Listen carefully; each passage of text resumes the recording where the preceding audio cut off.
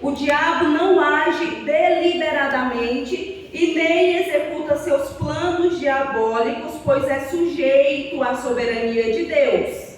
Ou seja, o diabo não é autônomo nas suas ações. O diabo não faz o que quer. Ele precisa sujeitar-se a Deus, até porque ele é criatura de Deus. Foi Deus quem o fez, foi Deus quem o criou.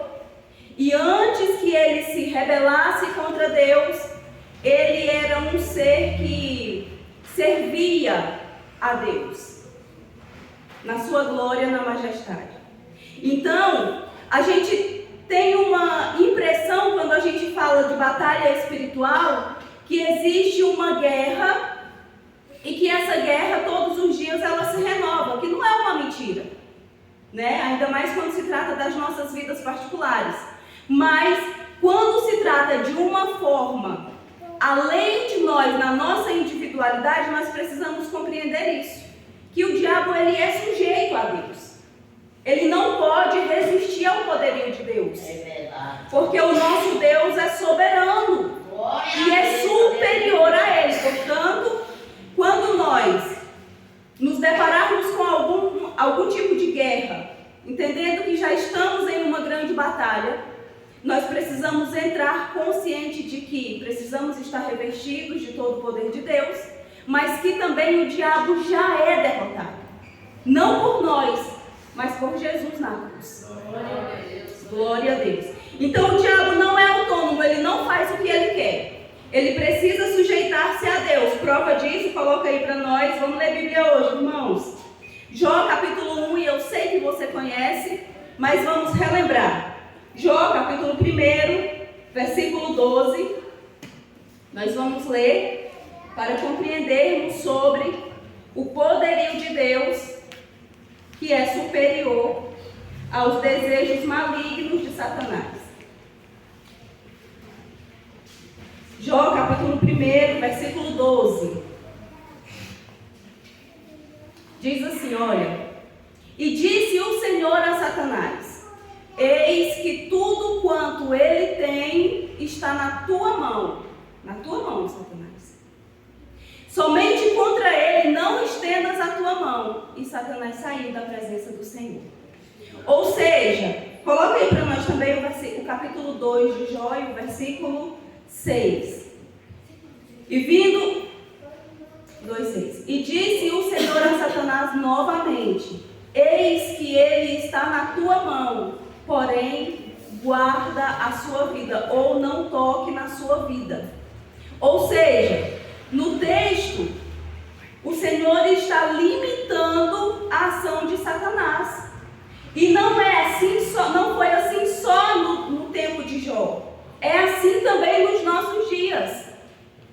Então, queridos irmãos, se você pensa que Satanás está te atacando e está infringindo uma permissão de Deus, eu já quero desmanchar, desconstruir esse pensamento na sua mente, porque biblicamente isso não é uma verdade. Porque Satanás é limitado e o limite dele é o poderio de Deus. Então ele só vai até onde Deus permite que ele vá. Por isso o nosso Deus é soberano. O nosso Deus é soberano em tudo. Glória a Deus por isso. Portanto, o diabo não faz o que quer. Deus estabelece um limite de ação para ele. E quem estabelece é Deus, irmãos, porque se não fosse assim, ele tinha executado Jó. E também a nós, e também aos nossos antepassados, e também aos nossos filhos. Mas Deus é soberano e nos guarda e limita a ação do nosso adversário. Glória a Deus por isso. Nós precisamos também entender, depois que nós entendemos que Satanás não faz conforme ele deseja fazer, porque Deus é soberano, nós também precisamos compreender que o poder de Deus não pode ser limitado. O poder de Deus não pode ser limitado. Porque quando a gente pensa em batalha espiritual, quando a gente enfrenta alguma luta na nossa casa, alguma dificuldade, seja ela na área que for, eu já ouvi isso algumas vezes de algumas pessoas falar, não, mas eu vou fazer tal coisa e por causa disso eu vou vencer. Não é assim. O nosso Deus é soberano e faz como quer. Quer ver? Vamos aprender? O agir de Deus não é limitado à ação do homem.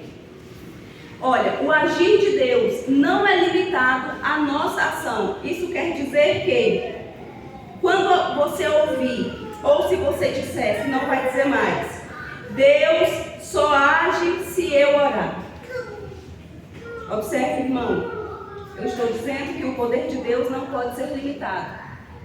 Deus só age se eu orar. Ou Deus só fala se eu provocá-lo, se eu buscá-lo. Ou Deus não consegue se mover no mundo se eu não me dispuser a ser usado por Ele. Tudo isso, irmãos, todos esses exemplos não são verdades bíblicas. À luz da Bíblia, tudo isso não passa de engano. E esse pensamento é construído por aí. Talvez você já ouviu alguém falar, não, eu vou orar e Deus vai me responder. Não, Deus é soberano, se Ele quiser, Ele responde. É verdade. A Bíblia diz que Ele responde à oração do justo, e que a oração do justo pode muito em seus efeitos. Mas é porque Ele quis fazê-lo, Ele quis responder. Então esse pensamento é um pensamento de antropocentrismo. É um nome difícil, a minha língua quase enrola, mas deu certo. Que é o conceito de colocar o homem no centro e tende a limitar Deus à humanidade. Então, queridos, nós estamos falando de batalha espiritual. Então, a mão de Deus não se move por causa da nossa ação. A mão de Deus não se move por causa exclusivamente da nossa oração, da nossa busca. Não é assim que funciona, porque nós não podemos limitar o poder de Deus. O nosso Deus, Ele se movimenta conforme Ele quer. Ele responde às orações conforme lhe apraz, conforme Ele quer. E Ele é bondoso, misericordioso, e por isso Ele responde, por isso Ele faz. Mas existem tantos acontecimentos que estão muito aquém do nosso conhecimento e que Deus está lá gerenciando tudo e não tem ninguém nem orando. Um exemplo disso é Paulo. Eu não vi nenhum relato de que alguém estava orando pela conversão de Paulo. Eu ainda não conheço algum relato desse tipo, embora os irmãos oravam para que o Senhor agregasse os cristãos, para que o Senhor trouxesse. Mas eu não conheço nenhum relato quanto à vida de Paulo em específico. Até porque Paulo era um perseguidor da igreja, era um perseguidor dos cristãos.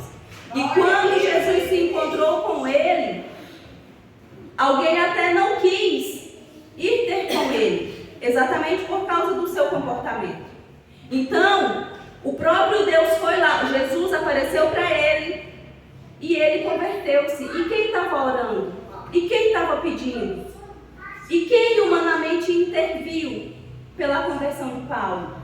Então, queridos, tem situações que independem de nós e da nossa oração, que independem da nossa ação. Mas Deus, na sua soberania, vai regendo todas as coisas. Glória a Deus por isso, porque se Deus fosse limitado somente à nossa visão, nós padeceríamos muito, irmãos. Porque a nossa visão, sim, é limitada. Dentro desse conceito antropocêntrico, Deus existe em função do homem e não o homem em função de Deus. Aqui está mais um erro, que muitas vezes acontece no meio cristão, que a gente pensa e a gente até fala, ou a gente ouve, que a gente pode determinar o que Deus vai fazer por nós, ou através de nós. E isso também não é uma verdade bíblica. Nós não podemos pensar que nós vamos determinar para Deus o que Ele irá fazer. Simplesmente porque nós desejamos que seja assim. Ele é soberano. Quem estabelece limite é Ele. Quem separa para usar é Ele. Quem decide como vai ser usado é Ele. Porque Ele é soberano. Então, queridos, nesse pensamento antropocêntrico, o homem tira Deus do centro e se coloca no centro. Ou seja, tudo gira ao redor do homem. E esse pensamento anda por aí até mesmo no meio dos cristãos. Ou você nunca ouviu alguém falar assim: se Deus não fizer tal coisa que eu estou dizendo, eu rasgo a Bíblia. Eu já ouvi isso demais.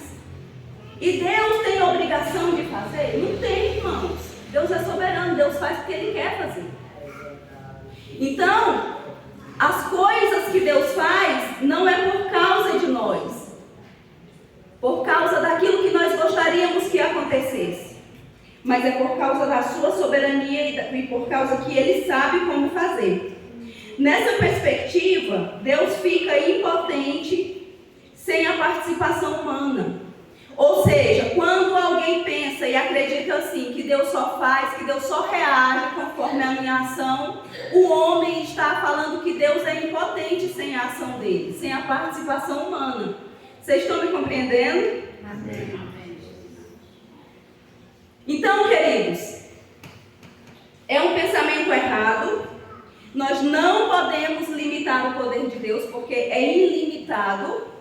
Nós não conhecemos de fato o tamanho do poder de Deus, porque o limitado é nós, é o nosso entendimento, é a nossa mente, é a nossa vida. Nós somos limitados. Deus não. Deus não é limitado. Vamos colocar aí o Salmo 62, 11. Estamos falando ainda a respeito do poder de Deus, que não pode ser limitado.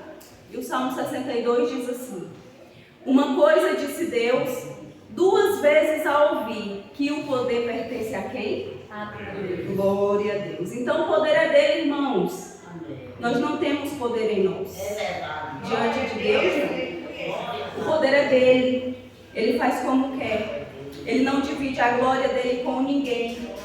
Ele nos responde, ele nos abençoa, ele nos ajuda por causa da sua bondade, por causa do seu amor, por causa da sua benevolência e graça sobre nós. Então, se você dizia ouve, agora você vai compreender. Quando alguém disser assim, se não orarmos, Deus não age. Se eu não orar por essa causa, nada acontece. Na verdade, não é assim que acontece. Porque Deus é soberano e maestra e rege as situações. Um exemplo é que na minha adolescência ninguém na minha casa era cristão. E na verdade eu nem sabia o que era crente. Porque nem na igreja católica eu ia muito, eu ia pouquíssimas vezes. E um belo dia alguém me convidou a ir numa igreja. E eu pensando que era uma igreja comum, católica, como eu costumava ir. E não era uma igreja de crente. E eu fui. E naquele dia eu conheci a presença do Espírito Santo e nunca mais eu me esqueci daquele dia e daquilo que eu senti. Glória a Deus. Ou seja, a minha casa ninguém era crente. Os meus avós, eu soube que eram cristãos, eu não os conheci. Mas o próprio Deus preparou uma situação para me levar, para me conduzir. E eu louvo a Deus por isso. Então, queridos, essa ideia de que se não declararmos Deus não realiza, isso não é verdade. Eu vou declarar na sua vida que você vai casar, Júlia. Eu sei que você vai casar. Mas não é porque eu estou declarando. É se Deus quiser, ela casa. Amém. Nós estamos falando da soberania do poder de Deus. E que nós não podemos limitá-lo em hipótese alguma. Glória a Deus por isso. Compreenderam, queridos? A gente pode sim pedir. A Bíblia nos orienta a pedir mesmo. E a gente é bom para pedir. A gente pode pedir. Agora, a gente pede. O executar não é conosco, é com Ele. Glória a Jesus. Então, a ideia que Deus só agiu porque eu busquei é completamente falsa. Eu até cheguei a dizer isso há alguns anos atrás, que o Kennedy voltou para a igreja porque eu orava. Irmãos, eu não tinha conhecimento disso. Né? E na verdade não é assim. O Senhor maestrou a situação. E Ele está aqui para a glória de Deus. Então o mérito não é meu. O mérito é totalmente de Deus. Porque quando eu entendo e quando eu vivo de forma que eu penso que o poder de Deus está limitado à minha oração, ao meu louvor, à minha campanha, a tudo aquilo que eu faço, eu estou estabelecendo um limite a Deus. Eu não estou aqui falando que não é mais para fazer campanha, que não é mais para louvar o Senhor, que não é mais para orar. De forma alguma, irmãos. Continue no seu propósito. Faça mesmo, Deus se agrada. Mas nós precisamos compreender que não é por causa de nós que Ele faz. Não é por causa da nossa petição que Ele faz. Porque existem necessidades, como eu já disse, que nós não conhecemos e que mesmo assim Ele supre. Não é verdade? Glória a Jesus por isso. Só para nós encerrarmos esse assunto, coloca aí Salmo 115, versículo 3. Salmo 115 e no versículo 3. Vixe, já é hora dessa. Salmo 115, 3 diz: mas o nosso Deus está nos céus e faz tudo, irmão, tudo de Deus é tudo mesmo, o que lhe apraz. Então Ele faz o que Ele quiser fazer.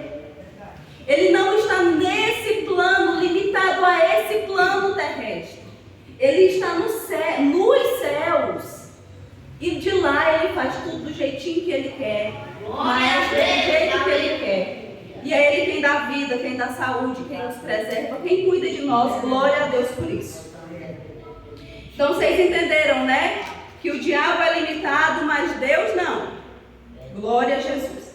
Agora nós vamos entender que, diante dessa batalha espiritual, que todos nós estamos embrenhados nela, o diabo já está julgado e condenado. Irmãos, eu disse que o diabo, o adversário da nossa alma, já está julgado e já está condenado. Glória a Deus. Glória a Deus. Glória a Deus por isso.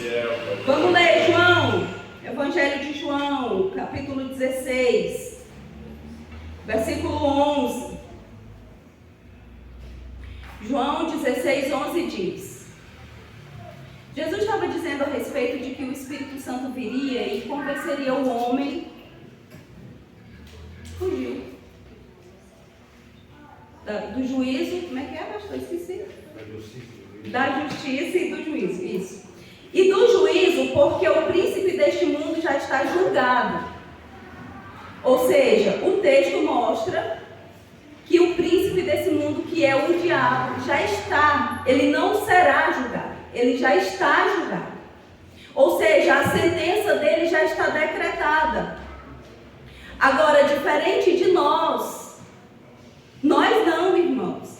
E muitas vezes a gente quer trocar de lugar com o adversário da nossa alma. Porque ele lança na nossa mente um pensamento e lá adiante, nas próximas lições, e bom seria se todos nós pudéssemos adquirir essa revista, para compreendermos um pouco melhor a respeito desse assunto. Lá mais para frente a gente vai compreender que o campo de ataque do adversário não é o mundo, mas é o homem. É a mente, é o coração, é a alma. Então, queridos, esse que hoje nos ataca, ele já está julgado. Não tem mais argumento para ele, não tem mais segunda instância, não tem mais o que ele fazer. E sabendo disso, ele nos ataca cada vez mais de forma veemente.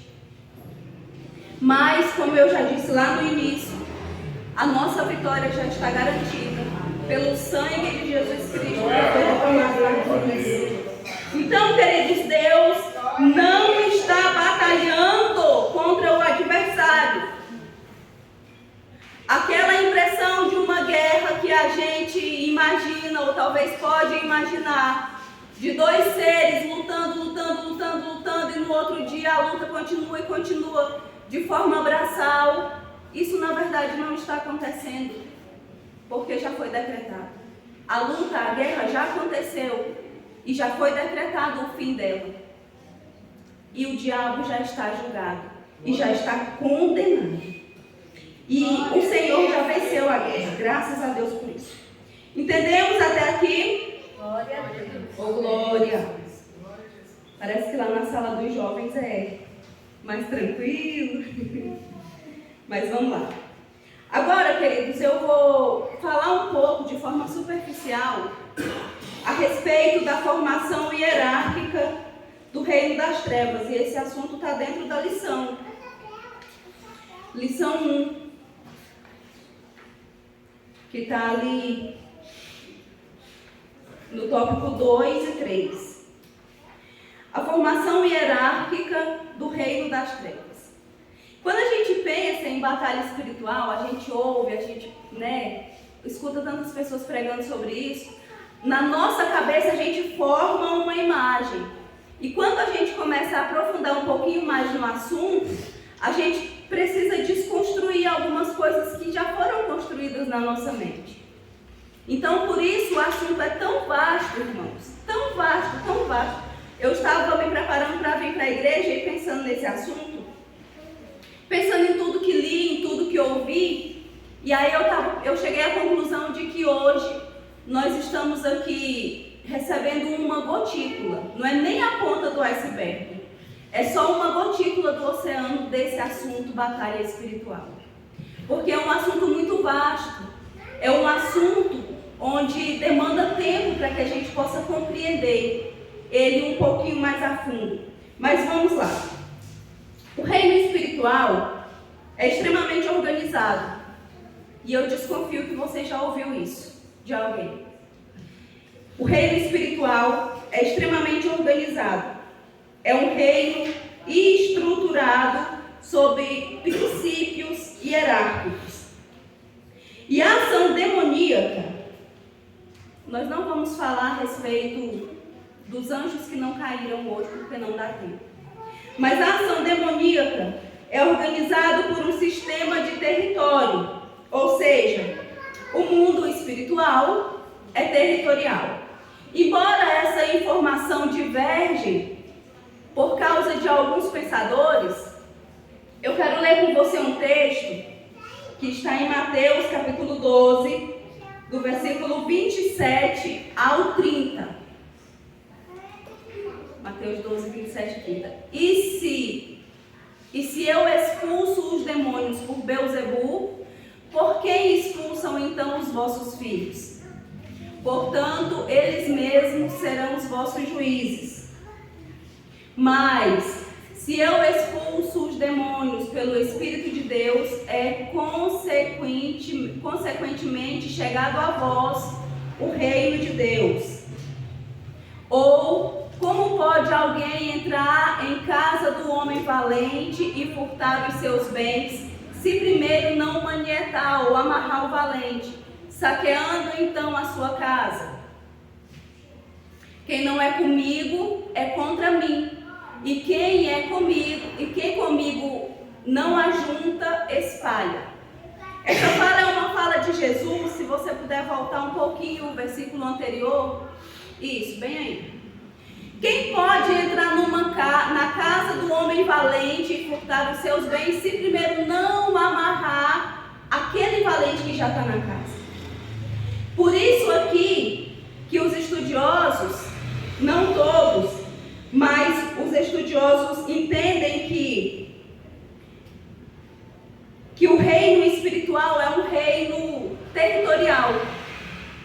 Porque uma casa não é simplesmente, nessa alegoria, não é simplesmente uma casa como a gente conhece hoje, dividida por setores, por ruas.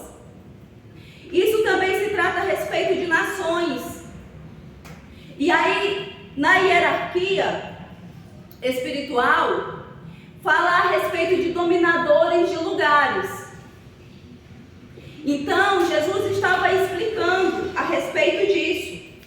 E Jesus está nos ensinando nesse texto que o reino espiritual se organiza por território.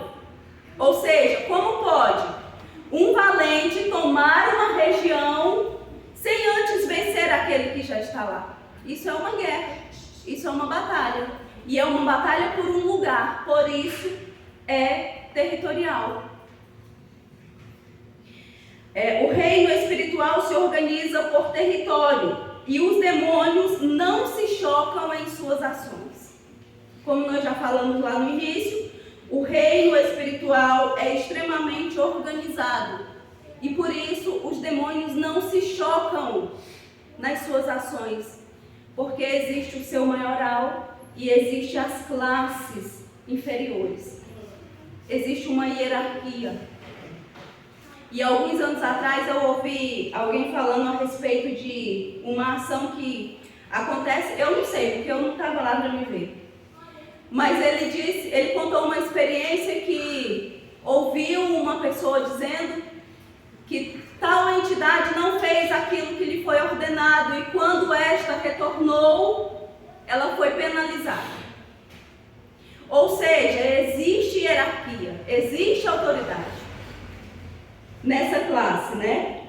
No reino espiritual. Há claramente uma organização hierárquica que determina a ação de cada patente no mundo espiritual. Irmão, a gente precisa de organização para tudo que a gente for fazer.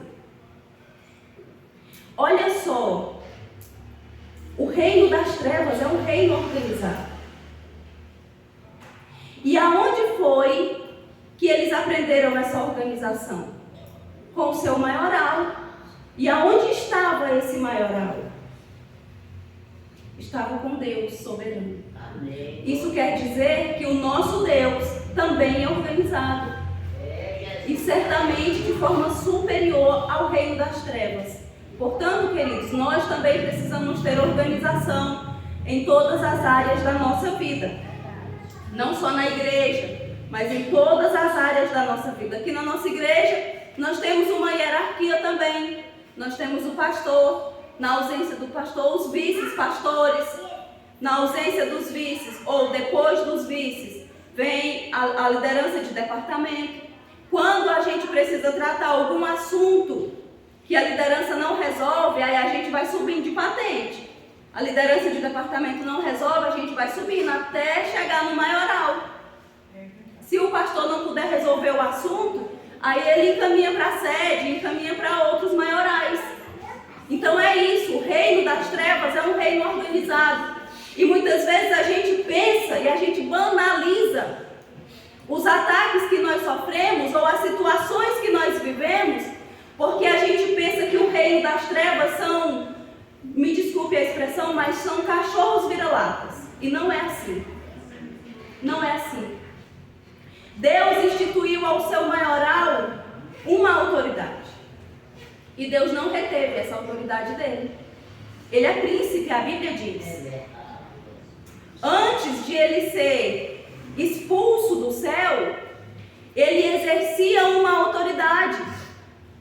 E Deus, ele pecou, Deus o retirou dali. Mas a autoridade continuou, até porque ele é maioral. Sob ele existe classes de demônios. Então nós precisamos respeitar as nossas autoridades e entender que nisso o nome do Senhor também é glorificado. Mas nós estamos falando sobre a hierarquia. Mas antes de falarmos de suas posições e nomenclaturas, que eu acredito que hoje eu não vou conseguir por causa do tempo, precisamos entender onde essa batalha iniciou. Irmãos, esse trem deu um nó na minha cabeça. Mas vamos falar. Vamos lá. Coloquei para nós Ezequiel 28. Porque a revista, eu até comentei isso com alguém, a primeira lição da revista, ela traz uma forma de aplicação que a gente compreende a aplicação sim que ela traz. Mas quando a gente vai ouvir estudiosos a respeito do assunto, fica um pouco incompleto a aplicação sem a gente conhecer aonde tudo isso começou.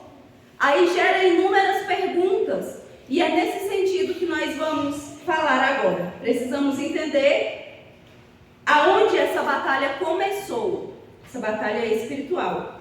Ezequiel 28, 13 ao 15. E veio a mim 28, 13 e 15. Estavas no Éden, jardim de Deus. Toda pedra preciosa era a tua cobertura: o sardônio, o topázio, o diamante, a turquesa, o ônix, o jaspe, a safira, o carbúnculo, a esmeralda e o ouro. A obra dos teus tambores e dos teus pífaros estavam em ti. Isso remete à música, mestre da música. No dia em que foste criado, foram preparados. Ou seja, aí diz que teve um dia que ele foi criado. Mas quem o criou? Deus, que é superior a ele. Tu eras querubim ungido para proteger. E te estabeleci. No monte de Deus estavas, e no meio das pedras afogueadas andavas. Perfeito eras nos teus caminhos. Irmãos, era perfeito. Desde o dia em que foste criado, até que se achou iniquidade em ti. Essa descrição, o texto não começa falando a respeito do príncipe das trevas, do Deus desse século, mas a respeito de Tiro. Se você for observar esse texto, no início começa assim. Só que aí o texto começa a voltar-se no âmbito espiritual, e aí aparece esses que nós lemos. Então esse texto fala sobre o querubim ungido que estava no Éden. E muitos estudiosos dizem que não era aquele Éden de Adão. Porque lá no Gênesis capítulo 1 diz que Deus plantou um jardim em um lugar, no Éden. E o querubim ungido estava no Éden, não era no jardim que foi plantado. Então, ele estava no Éden e tinha acesso ao monte de Deus. Ele tinha acesso ao trono de Deus. E interessante que outros não tinham esse acesso, não tinham o acesso que ele tinha. E ele era perfeito. E ele era belo. Até porque ele era aferidor. Ele era tido por medida. Ele era um padrão. E superior a ele, na beleza, não tinha. Coloca aí para nós, Isaías 14. Nós estamos compreendendo a respeito do início desta batalha. Aonde tudo isso se iniciou. Como é que foi o início dessa batalha que a gente imagina uma guerra infinita? Isaías 14, 13 e 14. E tu dizias no teu coração, nós compreendemos aonde ele estava, servindo a Deus, lá maestrando, tocando, regendo, estava lá. Tinha acesso ao Éden e ao monte de Deus. Aí Isaías fala assim, e tu dizias no teu coração, eu subirei ao céu, e acima das estrelas de Deus exaltarei o meu trono. Se ele tinha trono, ele tinha autoridade. Se ele tinha trono, ele tinha quem o servia. Ele tinha quem ele dominava, ele regia, ele era autoridade. E no monte da congregação me assentarei, na banda dos lados do norte, 14. Subirei acima das mais altas nuvens e serei semelhante ao Altíssimo. Então aqui inicia-se o pecado. Não aquele pecado que a gente ouve tanto falar lá no Éden de Adão e Eva. Mas aqui o pecado de que um ser que Deus criou para proteger, para o servir, para o adorar, agora deseja usurpar o trono de Deus. Ele deseja no seu coração usurpar o trono de Deus. Então, agora,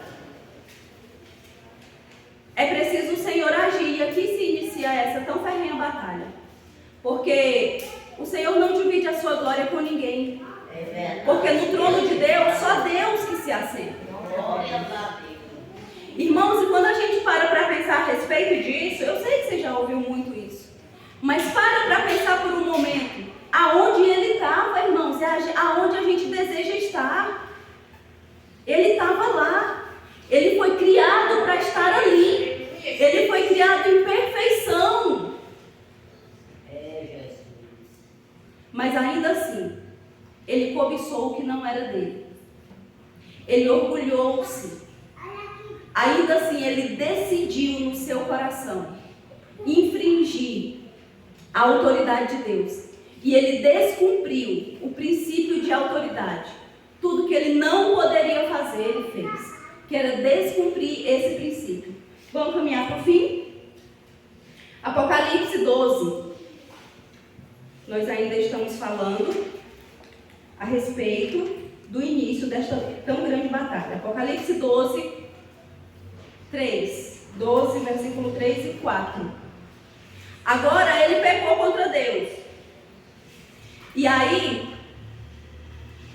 João disse: e viu-se um sinal no céu, e eis que um grande dragão vermelho, que tinha 7 cabeças, 10 chifres, e sobre as cabeças 7 diademas.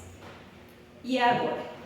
E a sua cauda levou após si a terça parte das estrelas do céu, e lançou-as sobre a terra. Aí aqui, eu fui pesquisar um pouco mais, eu fui ouvir um pouco mais a respeito dessas estrelas do céu, que está descrito aí. Porque lá no livro de Jó, se eu não me engano é Jó 38, quando Deus vai interrogar a Jó, Deus pergunta a Jó: aonde tu estava? Vamos colocar Jó, porque eu não vou lembrar o texto completamente. Deus pergunta a Jó: aonde tu estava, Jó? Me dá só um tempo até eu encontrar. Onde Deus fala a respeito dessas estrelas, e eu fui pesquisar a respeito dessas estrelas. Não é essas estrelas que nós conhecemos aqui nesse céu azul. Isso diz respeito a reinos. Isso diz respeito a seres celestiais. Eu não vou conseguir encontrar o texto aqui agora, irmãos, o versículo que eu gostaria de mencionar. Mas enfim, está lá em Jó 38. Eu não anotei porque eu gostaria de não chegar até aqui. Mas enfim, eu fui pesquisar e se refere exatamente a isso. E a sua cauda levou após si. Esse após é o momento da queda. Quando ele foi expulso, aí ele passou a sua cauda. E o texto diz que a sua cauda era como cauda de serpente. E serpente, quando fala de serpente, fala de sagacidade. E aí ele lançou a sua cauda e arrastou parte das estrelas, que são os anjos caídos. Então, queridos, aí se inicia uma tão grande batalha espiritual, que nós conhecemos que na eternidade ela já foi vencida. Então conclui-se que esta batalha ocorreu no mundo de Deus, ocorreu nos céus. Porque muitas vezes a gente pode até pensar, aonde que essa batalha aconteceu? Eu estava até pensando hoje à tarde que entre o céu e a terra, que ele diz é verdade, que entre o céu e a terra tem mais coisa do que se pode imaginar. E hoje aonde que é que ele está estabelecido o seu trono? Nem na terra e nem no céu. Por quê? Porque de lá ele caiu. E aqui o assunto continua e tem muitas outras coisas a respeito desse assunto. Então conclui-se que esta batalha ocorreu no mundo de Deus. E lá foi o seu início e lá foi o seu decreto. Nos céus. Coloca para nós encerrarmos o último versículo. De Lucas, capítulo 10, versículo 18, que Jesus também apresenta esse lugar. Olha, o que Jesus disse? E disse-lhes: eu vi a Satanás como um raio cair do céu. É Jesus quem está dizendo isso a quem? Aos seus discípulos. Porque os discípulos voltaram a ele e falaram: olha, meu Senhor, em teu nome nós expulsamos demônios, eles se sujeitam a nós. Aí eu imagino que Jesus, num lance de memória, ele falou essa frase: eu via Satanás cair como um raio do céu. Então, queridos irmãos, esta tão grande batalha que Cristo venceu por nós teve início nos céus, na casa de Deus, diante do seu trono. E sim, ela chegou até nós, mas nós já temos vitória, porque somos mais que vencedores através de Cristo Jesus, o nosso Salvador. E eu gostaria que você, se pudesse, curve a sua cabeça, faça uma oração comigo, oração de gratidão a Deus, porque nós somos privilegiados por poder conhecer um pouquinho mais, embora seja ainda muito pouco da soberania de Deus, mas nós somos privilegiados porque tantos gostariam de receber tais informações e não podem, e nós estamos recebendo ela para a glória do nome de Jesus. Pai, eu quero te agradecer. Obrigado, Jesus, por tudo que tu me ensinaste hoje. Obrigado, Senhor, pela tua palavra. Obrigado pela tua iluminação. Obrigado, Senhor, pela vitória que o Senhor ganhou por nós. Obrigado pelo resgate. Obrigado, meu Deus, por aquilo que nós ainda não temos conhecimento que o Senhor já fez. Obrigado, meu Senhor, pela tua guarda. Obrigado pela tua soberania. Pai, obrigado pelo teu cuidado na nossa individualidade. Obrigado, Senhor, porque o Senhor limita o adversário da nossa alma. Obrigado, meu Senhor, pelo teu amor por nós e por tua graça infinita. Ah, meu Pai, eu te peço, faze-se ainda mais conhecido diante dos nossos olhos. Se apresenta e se revela ainda mais para nós, porque é o desejo do nosso coração te conhecer. Senhor, e eu te agradeço por essa riquíssima oportunidade que eu sei que só o Senhor poderia fazer. Em nome de Jesus, amém. Queridos, Deus abençoe. Muito obrigada pela paciência de me ouvir. Deus abençoe. Pastor, Deus abençoe. Aleluia, Jesus. Glória a Deus.